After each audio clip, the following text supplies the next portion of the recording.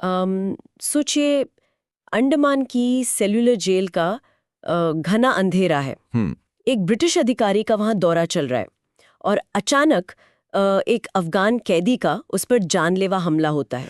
बाप रे, तो किसी थ्रिलर फिल्म का सीन लग रहा है। बिल्कुल, या फिर इतिहास के पन्नों में दर्ज एक ऐसा अंग्रेज जो डंके की चोट पर खुद को किसी राजा से कम नहीं समझता था और खुद को ना बंगाल का शेर कहता था। मतलब इतिहास सिर्फ तारीखों की उबाऊ सूची नहीं है ना? एकदम सही। इसमें सस्पेंस है, थ्रिलर है और बहुत गहरी साजिशें हैं। तो हमारे आज के इस गहन विश्लेषण में, यानी इस डीप डाइव में, हम इसी थ्रिलर को डिकोड करने वाले हैं। हाँ, और ये विश्लेषण ना खास तौर पर उन कैंडिडेट्स के लिए है जो एसएससी और यूपी पुलिस कांस्टेबल जैसी प्रतियोगी परीक्षाओं की दिन रात तैयारी कर रहे हैं। राइट। अक्सर क्या होता है ना, इतिहास के नोट्स देखकर ऐसा लगता है जैसे किसी भूल भुलैया में फंस गए हो। अरे बिल्कुल, मेरा तो खुद दिमाग खराब हो जाता था। हाँ, इतने सारे गवर्नर जनरल, फिर वाइसराय, उनके अजीब अजीब कानून, सब कुछ दिमाग में आपस में उलझ जाता है। तो चलिए इसे थोड़ा विस्तार से समझते हैं।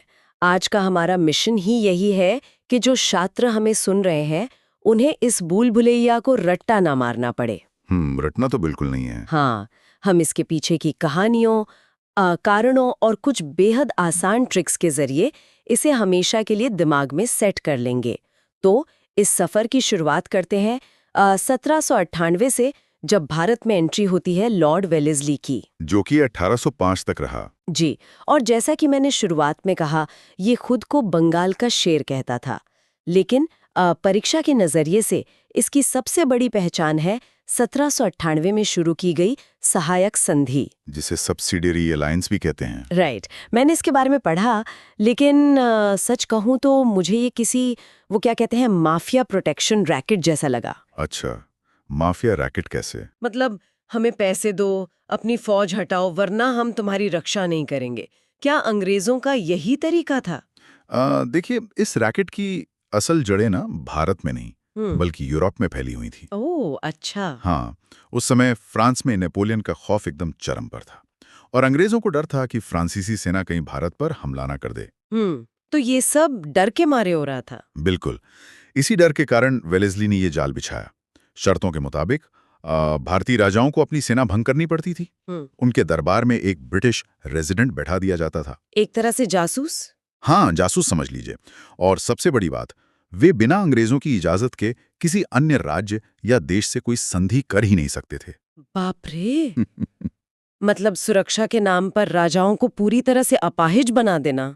एकदम सही शब्द इस्तेमाल किया आपने, अपाहिज। तो इसी नीति के तहत वेलेस्ली ने कई रियासतों को निगल लिया। 1799 का चतुर्थ आंग्ल मैसूर युद्ध, जिसमें टीपू सुल्तान की हार हुई, फिर 1802 की बसीम की संधि और 1803 से 1805 तक चला द्वितीय आंग्ल मराठा युद्ध, ये सब इसी आक्रामक नीति का परिणाम थे, है ना? जी हाँ, और प्रशासनिक मोर्चे पर भी वेलेस्ली ने एक बड़ा कदम उठाया था। वो क्या? 1800 ईस्वी में ना कलकत्ता में फोर्ट विलियम कॉलेज की स्थापना की गई थी। अच्छा, फोर्ट विलियम कॉलेज। इसका मुख्य उद्देश्य था कि जो भी नए ब्रिटिश सिविल सेवक भारत आ रहे हैं, उन्हें भारतीय भाषाओं और रीति रिवाजों की ट्रेनिंग दी जाए, ताकि वे यहाँ बेहतर तरीके से राज कर सकें। चालाक लोग थे। खैर, जो भी छात्र इस वक्त हमें सुन रहे हो और नोट्स बना रहे हो, उनके लिए इस बंगाल के शेर को याद रखने की एक बहुत ही मजेदार ट्रिक मैं बताऊंगी। बिल्कुल, बताइए। वेलेस्ली मतलब वेल इक्विप्ड टाइगर। अरे वाह, वेल इक्विप्ड। हाँ, एक ऐसा शेर जो पूरी तरह से हथियारों, कूटनीति और संधियों के जाल से लैस था और जिसने भारतीय राजाओं को अपने पिंजरे में कैद कर लिया। बहुत बढ़िया ट्रिक है। अब देखिए, इस वेल इक्विप्ड शेर के जाने के बाद ना अंग्रेजों की रणनीतियों में एक दिलचस्प बदलाव आया। कैसा बदलाव? उनका ध्यान अब सिर्फ आंतरिक राज्यों को जीतने से हटकर भारत की बाहरी सीमाओं को सुरक्षित करने पर आ गया। मिंटो प्रथम के दौर में यह स्पष्ट रूप से दिखता है, जिनका कार्यकाल 1807 से 1813 तक था ना? बिल्कुल। उस समय रूस और फ्रांस के बीच गठजोड़ हो चुका था और अंग्रेजों को उत्तर पश्चिम से हमले का बड़ा डर सता रहा था। तो इसी डर का नतीजा थी 1809 की अमृतसर की संधि। एकदम सही। जो अंग्रेजों और महाराजा रणजीत सिंह के बीच हुई थी। अंग्रेज चाहते थे कि रणजीत सिंह का शक्तिशाली साम्राज्य उनके और हमलावरों के बीच एक बफर का काम करे। हाँ, एक ढाल की तरह। राइट। और परीक्षा में अक्सर 1813 का चार्टर अधिनियम भी मिंटो प्रथम के कार्यकाल से जोड़कर पूछा जाता है। जी। चिंता एक नए युद्ध में बदल जाती है। हेस्टिंग्स के सामने ना चुनौतियां बिल्कुल अलग थी। 1814 से 1816 के बीच उसे उत्तर में गोरखाओं के साथ भयंकर युद्ध लड़ना पड़ा। जिसे आंग्ल नेपाल युद्ध कहते हैं ना। हाँ, गोरखा बहुत ही लड़ाकू और बहादुर थे, लेकिन अंततः 1816 में सुगौली की संधि हुई, जिससे अंग्रेजों को शिमला और नैनीताल जैसे बेहतरीन पहाड़ी इलाके मिल गए। वाह, मतलब बिना गर्मी वाले इलाके मिल गए उन्हें। बिल्कुल, लेकिन हेस्टिंग्स के सामने एक और बहुत बड़ी आंतरिक समस्या थी, और वो थे पिंडारी। पिंडारियों का जिक्र आते ही ना मेरे दिमाग में पुरानी बॉलीवुड फिल्मों वाले खूंखार लुटेरे आ जाते हैं। वीर फिल्म वाले। हाँ हाँ, वही। लेकिन असल में ये पिंडारी थे कौन, और हेस्टिंग्स को इनके दमन के लिए इतना बड़ा अभियान क्यों चलाना पड़ा? देखिए, पिंडारी मुख्य रूप से अनियमित सैनिक या भाड़े के लड़ाके होते थे, जो पहले मराठा सेनाओं के साथ मिलकर लड़ते थे। अच्छा, तो ये परमानेंट आर्मी नहीं थे? नहीं। तो जब अंग्रेजों ने मराठों की ताकत को कुचल दिया, तो इन सैनिकों के पास कोई रोजगार नहीं बचा। तो पेट पालने के लिए कुछ तो करना था। बिल्कुल। तो वे लूटपाट करने लगे। अब चूंकि अंग्रेजों को अपना राजस्व और व्यापार सुरक्षित रखना था, इसलिए हेस्टिंग्स ने 1817-18 में एक विशाल सेना इकट्ठा की और पिंडारियों का पूरी तरह से सफाया कर दिया। बाप रे, पूरा सफाया? हाँ, और शिक्षा के क्षेत्र में भी हेस्टिंग्स के समय एक बड़ी घटना घटी थी। 1817 में कलकत्ता में डेविड हेयर ने हिंदू कॉलेज की स्थापना की थी। राइट। तो मारकाट और संधियों का ये दौर जब थोड़ा शांत हुआ, तो एंट्री होती है एसएससी और यूपी पुलिस परीक्षाओं के सबसे बड़े फेवरेट गवर्नर जनरल की। फेवरेट मतलब विलियम बेंटिक। बिल्कुल, विलियम बेंटिक, जिसका कार्यकाल 1828 से 1835 तक रहा। अगर मुझे इसे एक नाम देना हो ना, तो मेरी नज़र में ये द बैनमैन था। द बैनमैन? हाँ, द बैनमैन, क्योंकि इसने भारत की कई कुप्रथाओं पर सीधा बैन लगा दिया। द बेंटमैन काफी सटीक उपाधि है। बेंटिक का मानना था कि अगर लंबे समय तक राज करना है ना, तो समाज की कुछ विभत्स प्रथाओं को खत्म करना ही होगा। राजा राम मोहन राय के अथक प्रयासों और सहयोग से बेंटिक ने 1829 में सती प्रथा को गैरकानूनी घोषित कर दिया। ये तो बहुत बड़ा कदम था। जी, ये सिर्फ एक कानून नहीं था, बल्कि भारतीय समाज सुधार के इतिहास का एक बहुत बड़ा मील का पत्थर था। बिल्कुल, और सिर्फ सती प्रथा ही नहीं, 1830 में इसने कर्नल स्लीमैन की मदद से ठगी प्रथा का भी खात्मा किया। हाँ, ठगों का आतंक बहुत था तब। अरे, ये ठग कोई आम चोर नहीं थे। मैंने पढ़ा है कि ये गुप्त गिरोह होते थे जो राहगीरों को पीले रुमाल से गला घोंट कर मार डालते थे। खौफनाक। बहुत खौफनाक। तो स्लीमैन ने जासूसों का पूरा नेटवर्क बिछाकर इस प्रथा को खत्म किया। इसके अलावा समाज में गहराई तक पैठ बना चुकी शिशु बालिका हत्या पर भी बेंटिक ने कड़ी रोक लगाई। फीमेल इन्फेंटिसाइड पर। हाँ, तो याद रखिए, परीक्षा में जब भी कुप्रथाओं पर बैन की बात आए, तो जवाब द बैनमैन यानी विलियम बेंटिक होगा। बहुत बढ़िया ट्रिक है। समाज सुधार के साथ साथ ना बेंटिक का कार्यकाल भारत के प्रशासनिक ढांचे का भी सबसे बड़ा टर्निंग पॉइंट था। वो कैसे? 1833 का चार्टर अधिनियम इसी के समय पारित हुआ था। इस कानून ने एक बहुत ही अहम बदलाव किया। क्या बदलाव? जो पद पहले बंगाल का गवर्नर जनरल कहलाता था, उसे अब भारत का गवर्नर जनरल बना दिया गया। यहाँ ना एक बहुत ही स्वाभाविक सा कंफ्यूजन पैदा होता है। कैसा कंफ्यूजन? जो नए छात्र हैं, उन्हें लग सकता है कि ये सिर्फ लेटर हेड पर नाम बदलने जैसी बात है। मतलब बंगाल की जगह भारत लिख देने से जमीन पर क्या बदल गया? देखिए, ये महज नाम का बदलाव नहीं था। ये अंग्रेजों के सुप्रीम बॉस बनने का आधिकारिक ऐलान था। अच्छा। 1833 तक आते आते ना अंग्रेज मराठों, मैसूर के सुल्तानों और राजपूतों जैसी तमाम ताकतों को किनारे कर चुके थे। उनका साम्राज्य अब सिर्फ बंगाल के एक कोने में नहीं, बल्कि पूरे उपमहाद्वीप पर फैल चुका था। बात तो सही है। इतने विशाल साम्राज्य को अलग अलग हिस्सों से तो नहीं चलाया जा सकता था ना। सत्ता का पूर्ण केंद्रीकरण जरूरी था ना, यानी सेंट्रलाइजेशन ऑफ पावर। राइट। इसी शक्ति प्रदर्शन के चलते विलियम बेंटिक बंगाल का अंतिम गवर्नर जनरल और भारत का प्रथम गवर्नर जनरल बना। ओह, तो ये पावर मूव था उनका। बिल्कुल। और इसी दौरान लॉर्ड मैकाले की सिफारिश पर अंग्रेजी को शिक्षा का माध्यम बनाया गया ताकि अंग्रेजों को प्रशासन चलाने के लिए सस्ते क्लर्क मिल सके। सिस्टम तो अपडेट हो गया, पावर भी सेंट्रलाइज हो गई, लेकिन एक चीज जिस पर अभी भी ताला लगा हुआ था वो थी जनता की आवाज। प्रेस की बात कर रही हैं आप? हाँ, बेंटिक के बाद चार्ल्स मिटकॉफ केवल 1 साल के लिए पद पर आया, 1835 से 1836 तक। तो सोचने वाली बात है कि 1 साल का कार्यकाल वाला अधिकारी परीक्षाओं में बार बार क्यों पूछा जाता है? क्योंकि उस 1 साल में ना उसने एक ऐसा फैसला लिया जिसने भारतीय जनमानस को अपनी बात कहने का हथियार दे दिया। मेटकॉफ को भारतीय प्रेस का मुक्तिदाता कहा जाता है। Liberator of Indian press. जी। उससे पहले अंग्रेजों ने अखबारों पर छपाई से लेकर भाषा तक के सख्त प्रतिबंध लगा रखे थे ताकि कोई भी उनके खिलाफ ना लिख सके। मेटकॉफ ने वे तमाम बेड़ियां हटा दी। वाह, इस 1 साल के वंडर को याद रखने की ट्रिक भी बहुत आसान है। मेटकॉफ यानी जिसने प्रेस के प्रतिबंध कट कर दिए। मेटकॉफ प्रतिबंध कट। हाँ, बढ़िया है। इसके बाद के कुछ सालों में ब्रिटिश प्रशासन अपनी व्यवस्थाओं को सुव्यवस्थित करने में लगा रहा। एलन बरो और हॉर्डिंग प्रथम का दौर इसी का हिस्सा है। जी। एलन बरो, जिसे ओल्ड मैन इन हरी कहा जाता था, 1842 से 1844 तक। उसके समय की एक बात हर किसी को याद रखनी चाहिए। आप निश्चित रूप से रविवार की छुट्टी की बात कर रही हैं? बिल्कुल, आज जो संडे की छुट्टी का हम बेसब्री से इंतजार करते हैं ना, उसकी शुरुआत एलन बरो के समय से ही हुई थी। अरे वाह। ब्रिटिश अधिकारियों को आराम देने और काम के घंटे तय करने के लिए व्यवस्था लाई गई थी। साथ ही 1843 में भारत से दास प्रथा यानी स्लेवरी को पूरी तरह समाप्त करने का श्रेय भी एलन बरो को ही जाता है। राइट। इसके बाद हॉर्डिंग प्रथम का कार्यकाल आता है, 1844 से 1848। परीक्षा के लिहाज से ना इसकी 2 बातें बहुत अहम हैं। बताइए। पहला, इसने खोंड जनजाति में प्रचलित नरबली प्रथा को बलपूर्वक रोका। Human sacrifice. अरे बाप रे। हाँ। और दूसरा, इसके समय में प्रथम आंग्ल सिख युद्ध लड़ा गया 1845 से 1846 के बीच। रणजीत सिंह की मृत्यु के बाद पंजाब ही वो आखिरी बड़ा राज्य बचा था जो पूरी तरह से अंग्रेजों के नियंत्रण में नहीं था। तो उसे भी उन्होंने लपेटे में ले लिया।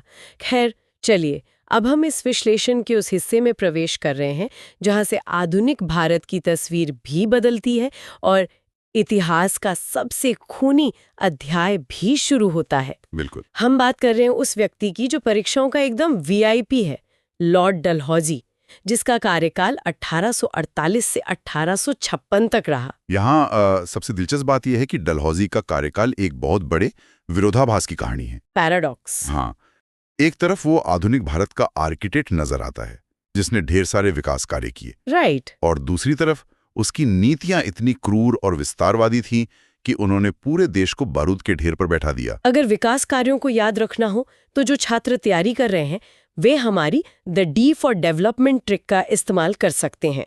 डलहौजी के डी से डेवलपमेंट। बढ़िया है। जैसे 16 अप्रैल 1853 को बॉम्बे से ठाणे के बीच 34 किलोमीटर लंबी भारत की पहली ट्रेन इसी के समय चली। इसलिए इसे भारत में रेलवे का जनक कहते हैं। और सिर्फ रेलवे ही नहीं, 1854 में पोस्ट ऑफिस एक्ट पारित हुआ और भारत में पहली बार डाक टिकट की शुरुआत हुई। अच्छा। शिक्षा के क्षेत्र में आधुनिक ढांचे की नींव रखने वाला वुड्स डिस्पैच भी इसी के समय आया, 1854 में। और शिमला को भी तो इसने कुछ बनाया था ना? हाँ, इसने शिमला को ग्रीष्मकालीन राजधानी बनाया ताकि अंग्रेज अधिकारी भारत की भीषण गर्मी से बच सकें। ओह, तो छुट्टियां मनाने का इंतजाम था। बिल्कुल। और समाज सुधार के मोर्चे पर एक बहुत बड़ा कदम उठाते हुए विधवा पुनर्विवाह अधिनियम यानी विडो रीमैरिज एक्ट का मसौदा भी इसी के कार्यकाल में 1856 में तैयार किया गया। अच्छा, यहाँ मैं थोड़ा रुक कर ना एक सवाल पूछना चाहूंगी। पूछिए। अगर इस आदमी ने भारत में इतना डेवलपमेंट किया, ट्रेन चलाई, चिट्ठियों पहुंचाने की व्यवस्था की, शिक्षा का ढांचा बनाया, तो फिर 1857 की महान क्रांति का सबसे बड़ा विलन डलहौजी को ही क्यों माना जाता है? मतलब लोग इतने नाराज क्यों थे? देखिए, क्योंकि भारत की जनता ये समझ चुकी थी कि ये सारा विकास उनके लिए नहीं हो रहा है। अच्छा, तो किसके लिए था? ट्रेनें इसलिए नहीं बिछाई जा रही थीं कि आम भारतीय आराम से यात्रा कर सकें, बल्कि इसलिए ताकि भारत का कच्चा माल तेजी से बंदरगाहों तक पहुंचे और कोई भी बगावत होने पर ब्रिटिश फौजें कुछ ही घंटों में वहां पहुंचकर उसे कुचल दें। बाप रे, तो ये सब तो कंट्रोल करने का टूल था। बिल्कुल, लेकिन डलहौजी के विलन बनने की सबसे बड़ी और सीधी वजह थी उसकी व्यपगत सिद्धांत, जिसे राज्य हड़प नीति या डॉक्ट्रिन ऑफ लैप्स कहा जाता है। ओह हाँ, ये हड़प नीति तो कुछ ऐसी थी जैसे आप किसी के साथ शतरंज खेल रहे हो और जब आप हारने लगें तो अचानक नियम बदल दें कि आज से तुम्हारे सारे मोहरे भी मेरे हुए। हाँ, ये एकदम सटीक उदाहरण है। इस नीति के तहत डलहौजी ने नियम बना दिया कि अगर किसी भारतीय राजा का अपना कोई सगा बेटा नहीं है, मतलब कोई जैविक उत्तराधिकारी नहीं है, हाँ, तो वो किसी बच्चे को गोद लेकर उसे राजा नहीं बना सकता। राजा की मृत्यु के तुरंत बाद वो पूरा राज्य सीधे अंग्रेजों की संपत्ति बन जाएगा। ये तो सरेआम धोखा था। बिल्कुल, ये भारतीयों की सदियों पुरानी धार्मिक और सांस्कृतिक परंपराओं पर सीधा हमला था। इसी क्रूर नीति के तहत उसने 1848 में सबसे पहले सतारा को हड़पा। उसके बाद जैतपुर, संबलपुर, उदयपुर, झांसी और नागपुर को भी इसी तरह निगल लिया गया। लेकिन जो सबसे बड़ा धमाका हुआ ना, जिसने क्रांति की चिंगारी को एकदम आग में बदल दिया, वो था 1856 में अवध का अधिग्रहण। जी, अवध का मामला तो बहुत ही अलग था। अवध के नवाब वाजिद अली शाह पर कुशासन यानी मिसमैनेजमेंट का आरोप लगाया गया। डलहौजी ने कहा कि तुम सही से राज नहीं कर रहे हो, इसलिए तुम्हारा राज्य हमारा हुआ, बिना किसी ठोस वजह के। हाँ, और अवध उस समय बंगाल आर्मी की नर्सरी कहलाता था। सेना में सबसे ज्यादा सैनिक वहीं से आते थे। सही बात है। जब उनके ही राजा को इस तरह अपमानित करके गद्दी से हटाया गया तो उन सैनिकों का खून खौल उठा। और यही वो बारूद था जो डलहौजी 1856 में भारत छोड़कर जाते समय पीछे छोड़ गया था। राइट।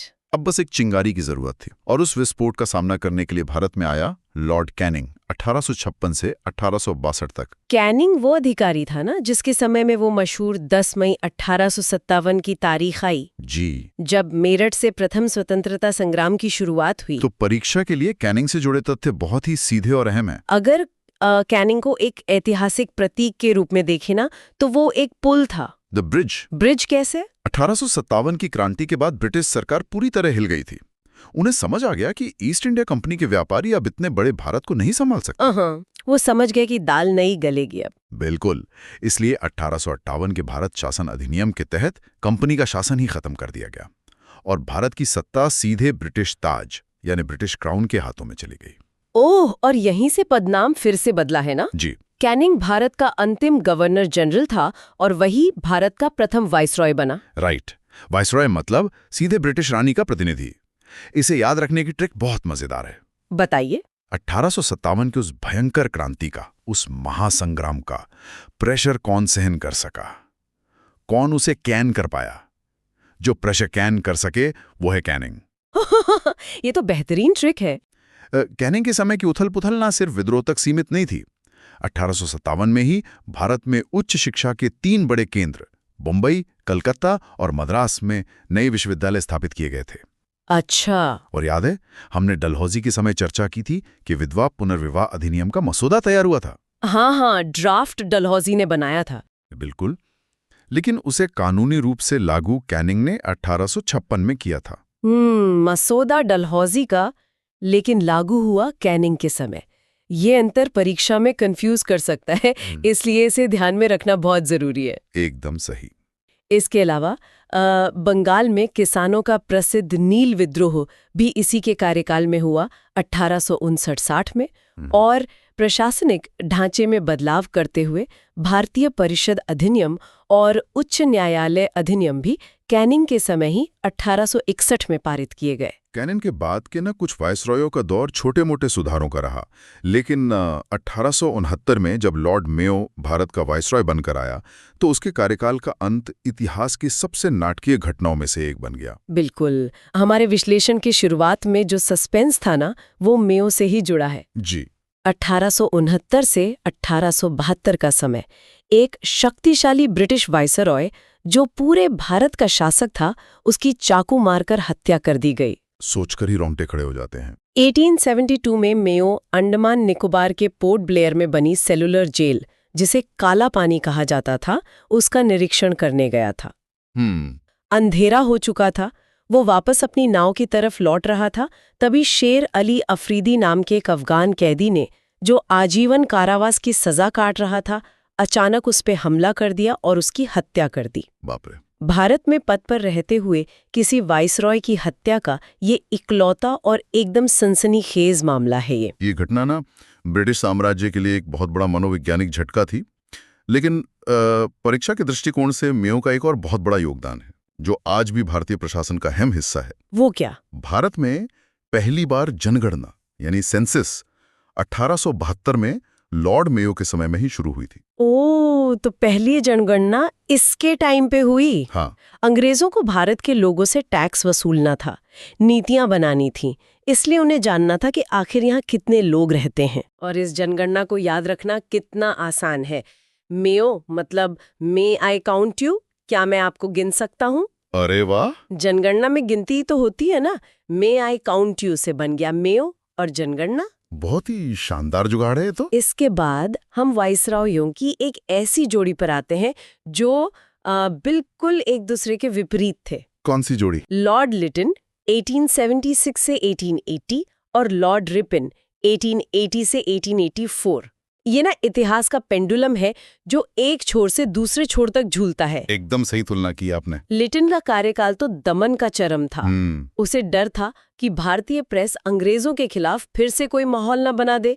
याद है हमने मेटकॉफ की बात की थी जिसने प्रेस को आजादी दी थी। हाँ, जिसने बैन कट किया था। बिल्कुल। लिटन ने 1878 में वर्नैक्युलर प्रेस एक्ट लागू करके उस आजादी को पूरी तरह कुचल दिया। इस कानून ने क्षेत्रीय भाषाओं में छपने वाले अखबारों पर बहुत कठोर पाबंदियां लगा दी। मतलब जो मेटकॉफ ने कट किया था, लिटन ने उसमें दोबारा लॉक लगा दिया। सही कहा। इतना ही नहीं, लिटन ने 1878 में ही इंडियन आर्म्स एक्ट भी पारित किया, जिसके तहत भारतीयों का बिना लाइसेंस हथियार रखना अपराध घोषित कर दिया गया, जबकि अंग्रेजों के लिए ऐसे नियम नहीं थे। ये तो सरासर भेदभाव था। और क्या, द्वितीय आंग्ल अफगान युद्ध भी इसी की आक्रामक नीतियों का नतीजा था। लेकिन जब लिटन के बाद लॉर्ड रिपन भारत आया ना 1880 में, तो उसने पेंडुलम को वापस उदारता की तरफ घुमाया। अच्छा, ये थोड़ा नरम दिल का था। हाँ, रिपन को भारत में सबसे लोकप्रिय और सुधारवादी वाइसराय में से एक माना जाता है।